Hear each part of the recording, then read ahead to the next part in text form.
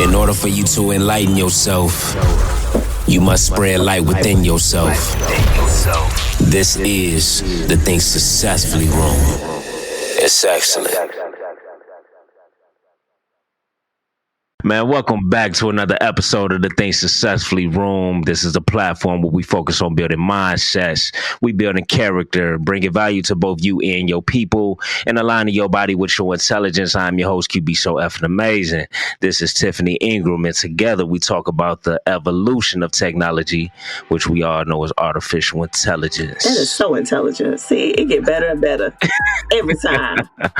Hey, it's gonna get swifter and swifter. It's definitely gonna get swifter and swifter. But man, Tiff, this AI with the bringing dead relatives back. This might be an interesting one right here, and I can't wait to get into this conversation. So, okay, so I had pulled up some things. Well, first you gotta tell them what it is, right? So how do we even get here? Okay, how we even yeah. get here? And y'all, we be straight ad-libbing. Like, this is like... Okay, so this is how we got here. So normally before we hop on these, I'm gonna just tell y'all the whole process. Normally before we hop on these episodes, we are digging into different articles that we feel will be relevant or at least catch the attention of the audience. And it can go either or. I might send something to Tiff, or either she might send something to me, and then most of the times we agree on something like, okay, this one probably to go right here. So she sent me an article. I can't remember the exact title of that article. Let's just say they have created something where you can utilize artificial intelligence to pretty much replicate a dead relative. Yeah. And that right there caught my attention. Like, okay, I don't know how I feel about that one. Like, is like me and her both are very in tune with the AI space, but sometimes you gotta let life be life. You know, that's just the circle of life. We lose people, and my biggest concern with this was that how can you interrupt the grieving process of losing a dead relative? That's just something. So now if I'm capable of, if I have a tool at the tip of my fingertips, right, that allows me to replicate, let's say my father, for example, I lost him when I was 2. I don't want to replicate that because I want y'all to understand something. Like, losing a father at the age of 2 is very difficult, especially when you growing up around cousins and brothers that have a father, and that's just something you missing as a child. It took me years to get over that. So why would I want to sit here and create him and then have to restart that whole grieving process all over again? I didn't really accept his death into my early 20s, for real. Y'all, you know what I'm saying? So that was very difficult for me to deal with, and immediately the first she'll tell you, my response was like, I don't know how I feel about that. And so I didn't even know if we were going to talk about it today. So what? Okay. So to add a little bit more context, I saw there's an influencer that I follow on IG. Well, really my algorithms are all AI, right?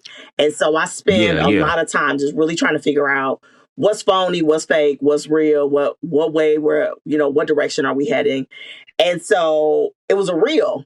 And so the caption on the reel was, what do you think? Do you think this is a good thing? Do you think it's cause for concern? And so the app is called Two Way. And so what they do is everybody's seeing these AI twins pop up. Like, you create an AI twin. I've created AI twins to do messaging for me. And some of them look just like me. Like, I'm sitting right here in my home office. And what it does, basically, in the reel that I sent over, this lady had created an AI twin of her grandmother. Her grandmother passed away. And the baby, she had a baby that was born. And so now she's introducing this baby to the AI twin, right? And like, this is grandma, and the AI twin is like, hey Johnny, how are you? Oh So my God. Johnny's growing up, and I'm quite sure there was some context around it, like, hey, grandma's no longer here, da da da Yeah. da. But okay, now Johnny gets older and he starts talking, right? And so he's talking to the AI twin grandma because, again, this app has collected enough information to build this AI twin, like the grandmother would speak and make some of the references that she would reference. And so Johnny Yeah. then becomes a dad and introduces his son to the AI twin. So that was the real short, kind of drag out, but short story, long story short. And to your point, I think it causes concern for me, because I think it does prolong the grieving process. It prolongs the Absolutely. inevitable. You know, I lost my dad this year, and him and I didn't have a real close relationship, and he left this world with me having a lot more questions than I have answers. And I would have loved to have had a relationship with him because, like you, not having my dad in my life has really, it's shown up in different ways. And I had to be cognizant enough to know, like, hey, these behaviors or this outlook, even on relationships, is because your dad wasn't, you and him didn't have a really good relationship. And so I look at that from a sense of, I struggle now, right? Yeah. And that could be for people that struggle with the loss of a loved one, that could really be a hurdle or a sticking point because you'll never let go. You'll never say goodbye. Yeah. You'll never accept the fact that they're no longer here, you know. And that's a tough pill to swallow, right? It You know, is. and then when you bring another life into this world, you know, and then introduce them like, hey, this is grandma. And now as this person gets older, they're talking to a phone. They're not talking to that person.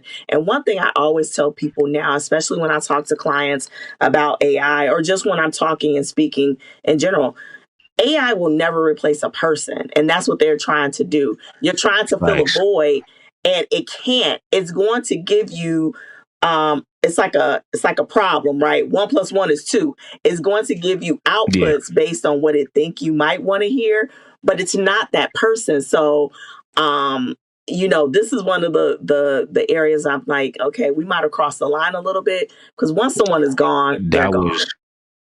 It's over with. And you know, it's a few things I want to say, Tiff, just based off first and foremost, I didn't know about your dad. My condolences. But you know, it's I forgot his name, but it's actually an executive out in China that was responsible for a he helped create a platform that allows you to be able to replicate dead relatives.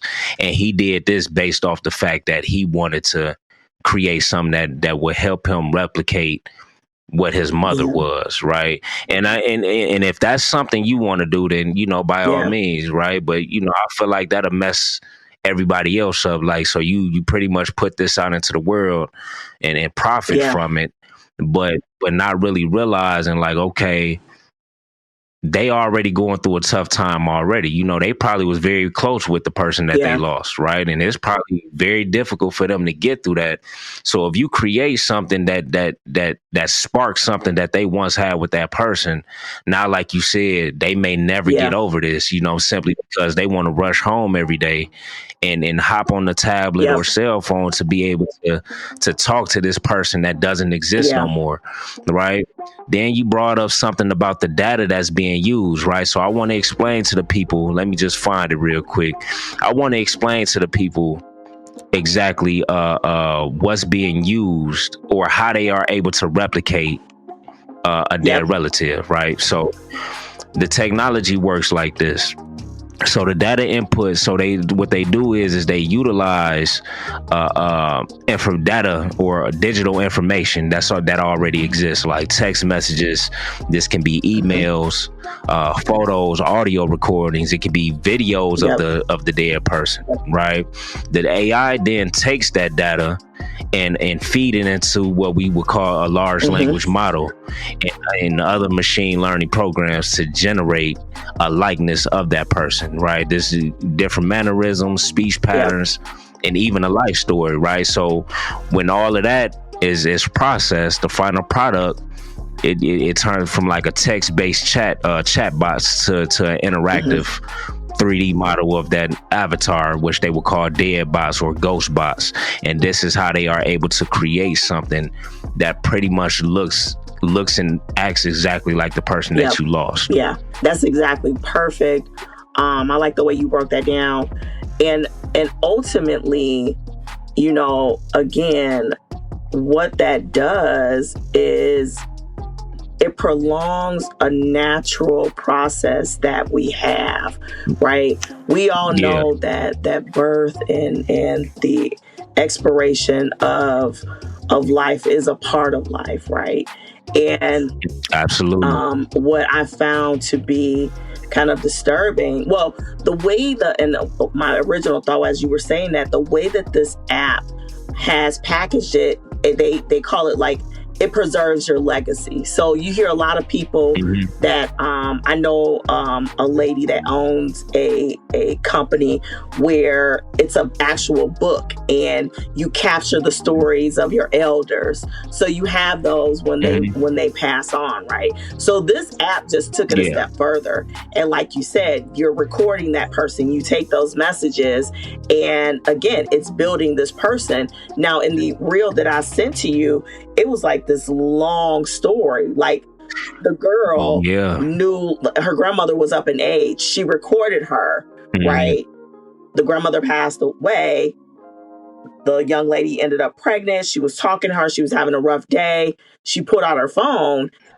When the baby was born, she's putting the phone in front of the baby's face. Like this baby can't even talk, probably doesn't even know. It's like a regular person. Right. So this child is learning from this interaction with their grandma. Now, this child is now a teenager, then a grown man showing that, hey, I'm about to be a dad and I'm nervous, right? So really getting comfort from this app. And it's like, again, we can't replace people. You can't, like, I mean, I would argue that you ruin somebody's legacy like that. How can you remember them for what they left behind if you creating something that's fake?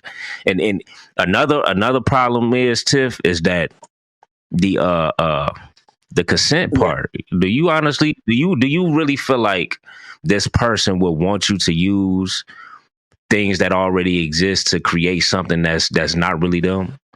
You know what I'm saying? Like, because how will we, I guess with the text messages, right? So let's say, I'm not sure exactly when we started texting, but let's say you got all this data, all these messages, all these videos and photos from 15, 20 years ago.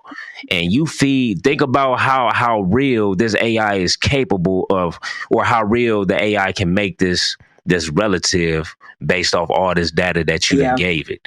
You know what I'm saying? Like I would, the more data you give it, the more realistic it can make it, you know? So, you know, you might be somebody that really want to rekindle something or feel like you're rekindling something. And you might actually take the time to pull up all this data because you want something that you once had.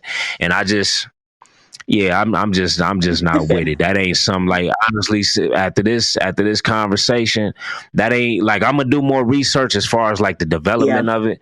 But as far as me actually going on there and exploring these different platforms, I wouldn't even dare to do it because I don't want to get the urge of trying it out. And next thing you know, I'm addicted to it because of, you know, this a person that I never met. You know what I'm saying? Or I was two, never really knew him. Like, I would like to know the person he was, but I don't want to step foot in that field because I don't want to get addicted to something that's not real. You become attached to the thought.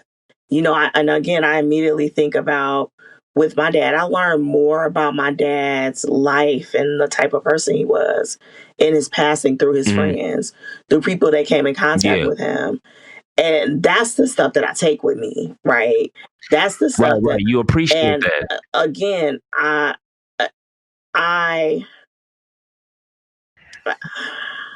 this is the hard part. I know me. And if I were to do something like that, like, I would ask questions that I know that this app can't possibly give me the answer that he would give me. You know what I mean? Absolutely. And so it's that interdependence that really worries me, because, again, before I jumped on, I watched the reel again, and you had a baby that had never met his grandmother, now showing an ultrasound picture that he's becoming a father, and how he wishes that she was here, and how scared he is. And it's not a person, right? One could argue, here's devil's advocate, that it's helping them to express feelings that, again, maybe it's helping with the grief process. I'm not a licensed professional. And I can't say if it is or if it isn't. I can just tell you to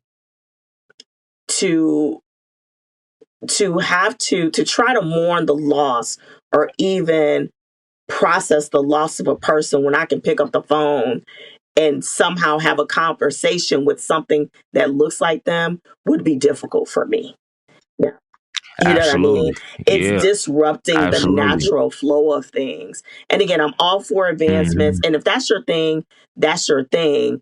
And you never have to let that person go in that perspective.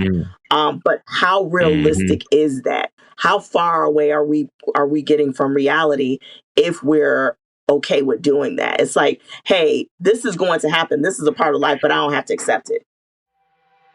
Yeah, absolutely. Yeah. I think, to me, that's saying you don't accept it. Like, I mean, there's some people, obviously, like a you and me, that if I know this isn't real, but still though, like, I don't even want to see anything that looks like this person. Whether I was very close with my grandfather, lost him a few years ago. For some reason, they couldn't understand why his heart kept stopping, and they eventually, just said, look, I don't want him to keep suffering, and they just let him go. Right. So me and him was very close, but I don't want to see anything that's moving like that person, talking like that person. I want to appreciate the memories that I have, like the situation with my father. I want to appreciate the stories that's told to me, and that's what helps me cherish who they were. You know what I'm saying? I can't really do that if I'm constantly being presented by something that's pretending to be them. And like you said, everybody grieve different, but I mean, honestly, I don't see anybody healing from that. You know what I'm saying? Like when they no longer exist, when they that's what it is. You have to let that be. That means the only thing you have is memories. You shouldn't even be looking at anything that's. I take offense to that. You know what I'm saying? Like man, is you mocking them? Is you being funny? Like that's how I would take that. So I don't know. I don't see myself really getting deep into that platform. And I don't either, just for the simple fact that I know, and again, I'm well aware of what is happening, but just the dependence on it. Because for me, it would be, I don't want to let him go. The first thing that I said when I found out that he was gone was that I wish I had more time. Right, what I mean? I wish I had more time to talk through things. I wish I had more time to just talk to him.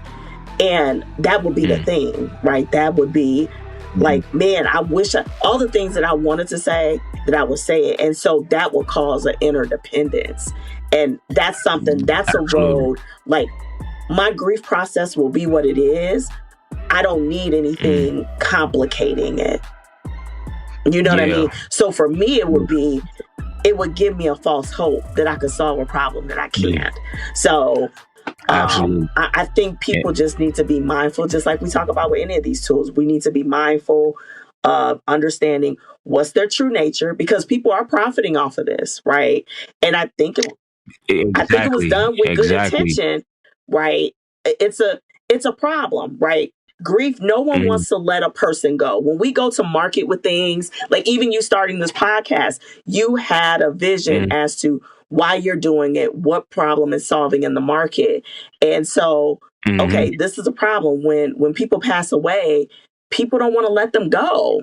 And so I think it was built with good intention, but I just think that you need to, again, just because it's out there doesn't mean that you have to partake in it, and you have to know yourself and understand that AI can't replace a person. And what is this really going to do within your process of grief? Like, how is it going to help you or hinder you? And for me, it's a hard no, because it's already hard enough when you lose someone. It's like, let me face the reality with this. I can't go see them. I can't hug them. I can't, no matter how much I stare at this phone, it's not them. Especially if it's recent. You know what I'm saying? Especially if it's that makes it even harder. Now, I wanna throw this in there. It's two things I want to throw in there. We speak a lot.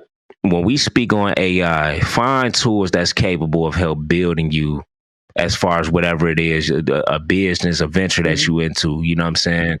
Like, I don't recommend diving into AI tools that's playing with the circle of life. Like Tiff said, I believe it was done with good intentions, but at some point, it was about profit. You know what I'm saying? Like, it probably was done with good intentions, but at some point, it was about profit. Now, another concern of mine is like, let's say you created a replica of a relative that you lost, person you was very close with, and you was very dependent on that person, very, very addicted to the platform, because you couldn't wait to get off work. You couldn't wait to get back home to be able to communicate with that person. And somehow you on lunch, your break. Yeah, you on lunch. Like, for real. You on break trying to eat, and you talking on the phone to somebody, to something that's not real. But let's say something happened with the platform, and the platform over with. Now guess what? That grieving process just restarted. Something you could have been almost over with. It just the clock reset. You know what I'm saying? So we got to be careful with the way we use these type of tools. Man, Tiff, it's some things I kind of want to get a little technical real quick. Go ahead. Because I know we went through the process of the AI collecting data. That data is then used through, large language models, and then from there they create the 3D model of that person, right? So I want to add some more technologies that's included, right? So we have the large language model, right? And I'm gonna just summarize this. The large language models is like the backbone for the conversation of that person. Right. This is what trains the AI to be able to use the text messages and emails, social media posts, conversations. The large language model takes that data to be able to create a conversation aspect of it. You know what I'm saying? Then you have the voice synthesis, right? This is a text to speech, right? This is what use the audio clips, voice recordings to create something that sounds like that person. Then you have the visual generation, deepfakes, right? This is what use the photos, pictures to be able to create the replica to create an avatar that looks exactly like that person. And these three technologies is capable or powerful enough to give you something that act and speak and feel exactly like the person that you lost. And that's the thing. So again, that's happening with the AI twins, right? So everybody's created a twin. You're either creating video. I create videos in Sora. Some you could tell it's me. I mean, not me. Some you can't, right? I had my aunt call me. I posted one on social media, and she was like, "Oh my God, I loved you in that purple suit. I'm so proud of you." And I'm like, "TT, that's not me." Like, you know what I mean? It's just like, what? I ain't gonna lie. Even though I knew it was AI, I'm like, damn, that kind of look real. That look real. So I get why she thought Yeah. that. I'm like, yeah, that look But real. you can, so we're all doing it with Google Nano Banana. Like, people are going crazy with these images. You 20 pounds lighter. You look like it's giving you hope. Let me get in the gym right now before January 1 because I could be this thin. It look like me. So it's Yeah. happening now on the positive side. Like, and again, you don't know who's what because catfishing is real. Right. I meet people. I'm like, girl, that ain't you on your profile picture. Yeah. Like, it could be. As you're stating this, though, we're seeing it happen, but a lot of these platforms are now, to your point, combining all of this technology, the machine learning part. It's training, it's learning, it's getting smarter, right? And so a lot of the information that I put out now is like, hey, businesses, you need to understand the infrastructure, your company, and the infrastructure of the app. Right? How is your information entering into that? How is it being used? What can it be used for? How can it be manipulated? And to your point, that's exactly what's happening. It's taking all this information and it's creating something that ultimately will get you hooked. Why? Because it's a need there. There's a need for you to be near this person. And you're like, oh, they're gone, but I can just pick up the phone and be like, oh, hey, hey, Granny. Yeah. Like, I miss you. Like, it's that interdependence. So, the technical breakdown, spot on. I just want people to understand that when you put this information, even when you're doing it from a perspective of, hey, let me create this photo of me, Google isn't deleting your photo. Right? You know what? Absolutely. For me to create that image in Sora, I had to look at the phone, turn to my right, then turn to my left, and then I had to say a sentence. And that's how they're creating these videos that look like me and sound like me. And it sounds just like you. And you want to know what's crazy? And based off what you saying a sentence is able to detect your pattern in the way that you speak, and it sounds almost identical to the actual person. You would never know it. You would never know the difference unless you really into AI and you could tell, like, okay, that's not really Tiff. Okay, that's Tiff right there. But yeah, just speaking a simple sentence, it can detect the exact pattern and make it sound exactly like you. Yeah, so it's crazy. It's a crazy thing. It's definitely crazy. Man, Tiff, it was something I wanted to add. It kind of left my it kind of just flew out. Is it anything you want to add on this particular topic? Again, to your earlier point, really using artificial intelligence to uplift you and making sure you're categorizing the voids in your life appropriately. Meaning, okay, I want to start a business. Would AI be good for this? Versus, again, I'm feeling depressed today, or, hey, I'm missing this loved one today, or, a lot of the mental health apps have been banned or whatever the case may be, which rightfully so. But it's like, you need to make sure that you're understanding what you're using artificial intelligence for, and that it's really remembering that it's a tool. It's not a substitute. It can never replace who you are. People will argue me up and down about, well, artificial intelligence is replacing jobs. No, that's a leadership choice. They're choosing to put a tool and change the way that they do business. It's not replacing the person. A machine can never be a person. I don't care. I don't care how we frame that. So just making sure that we're making smart decisions, even in our exploration phase of different things, right? When I teach classes at Rock Valley, our community college here, and people ask me, where should they start? Start with something something about. So you can start to build trust with the tool. Don't just jump head first into something you know nothing about. And again, nothing about the company. You don't understand or know their motives for doing certain things, right? So there's good uses, there's bad case uses, but all in all, you have to start at a comfortability level for you, but also really truly understand why you're using this thing. And is it healthy? Absolutely.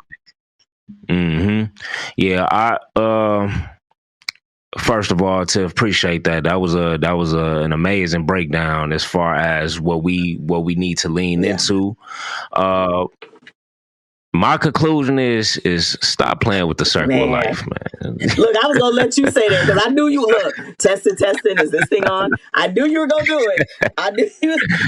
Gonna tell her. Stop playing with the circle of life. When we say tools, that's it and that's all. Use it as a tool. Like me, if you gonna grieve, use AI because they got AI platforms that will help you or give you advice on ways to deal with grief. Go get you a counselor. Go get or a counselor. Like the worst thing you can do, at least, and I'm speaking from my opinion, and I'm sure Tiff feel the same way. The worst thing you can do is replicate somebody that you're trying to get over, right? You will never get over it at that point. You know what I'm saying? And that's my conclusion, y'all. Like, if you search for AI tools that's capable of providing a tool and not something that's kind of playing with the circle of life, the natural of life. I don't. Like Tiff said, I get the intent behind it. I don't necessarily condone it though. I feel like it makes some people's lives harder, maybe most, depending on how well depending on your grieving process. You know, some people deal with death easier than others, but then you have people that's, it's been 20, 30 years since they lost somebody and they still haven't got over it.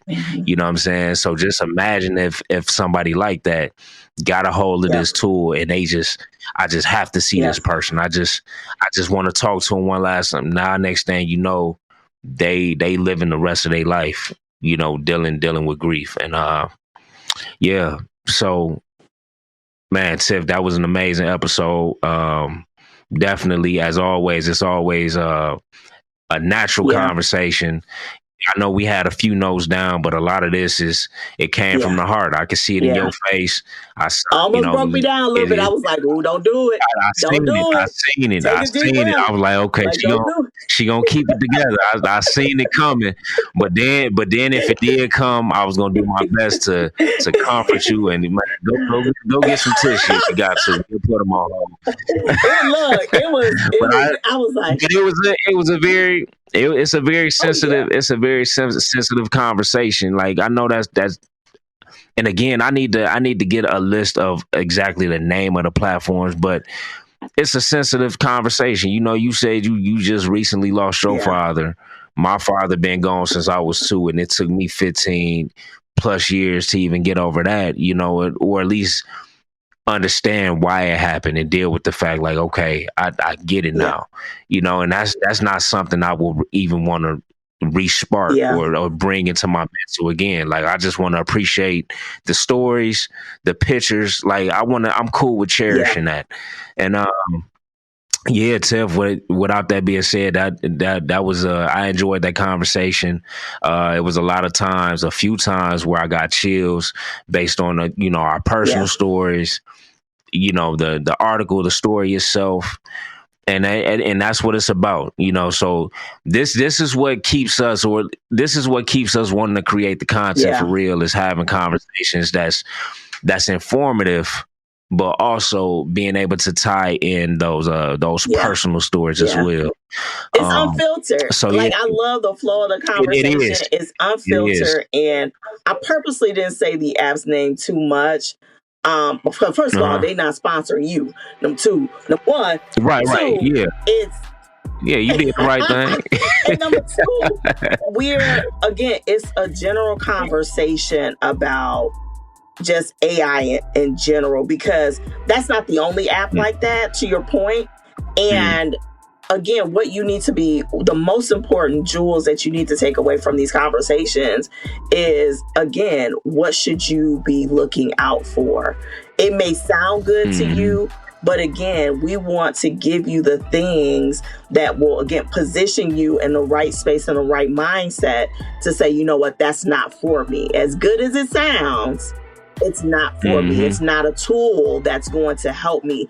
AI is a tool. And that's why, again, we continue to have these conversations. And I love being on your platform because it is truly, I mean, again, I've been in this game since 2023, right? Talking about AI, using it. And I've seen how it's evolved. And even though I'm an AI advocate, I'm fearful of some of the things that I'm seeing because it's just like, look. And it surprises me every time we send an article. I be scratching my head like, man, this can't be real. It surprises me like the type of, I wouldn't even have thought of no shit like that, like for real. Like I'm like, okay, this is crazy right here. But Tiff, I'm always grateful for having you on the platform, your expertise. It's not every day you get to converse with anybody that's into the artificial intelligence. Like we got a lot of people on the internet that bring people on for the content, but they not really into artificial intelligence for real. You know what I'm saying? So it's always good to converse with somebody that's the expert in that area and being able to have a meaningful conversation. So yeah, y'all just make sure you, as always, make sure you subscribe to the YouTube channel, follow my IG page, Tiff IG page, and the views, as long as we see support, that's what give me the push and the momentum that I need to continue to put these episodes out. So without that being said, y'all, life is good. Life is wonderful. Be blessed to be alive. Self-sufficiency is how you survive. To the kings and queens, to the gods and goddess, forever and always. Think successfully. It's excellent.